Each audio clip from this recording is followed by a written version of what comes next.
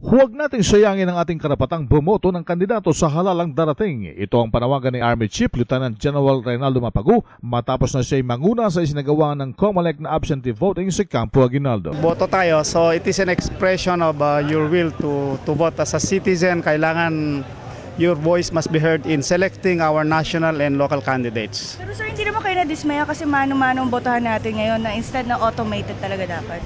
Okay lang, whatever it is, dapat kahit papano sana maging mapayapang eleksyon at saka lalong-lalo na maging credible ang resulta. That's all that matters. Sir, are you expecting na magkaroon nga talaga ng credible election this 2010? We are working on that na maging credible ang elections, maging honest, orderly, and peaceful.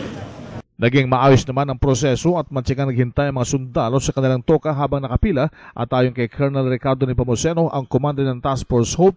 This is an indication siguro na yung mga sundalo natin also would like to exercise their political right to vote, diba?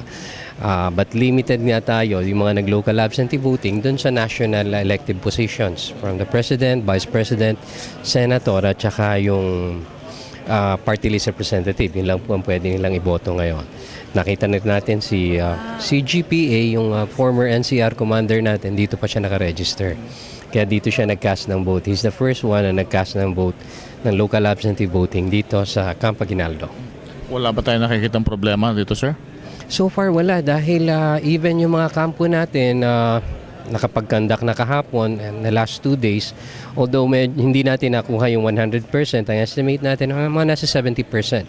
Yung mga nakaboto na out of the 19,722 na nag-apply, siguro we would estimate around 70% on yung boboto. Si Colonel Ricardo Nepomuceno, RH 911, Bing Formento ng DZRH Nationwide.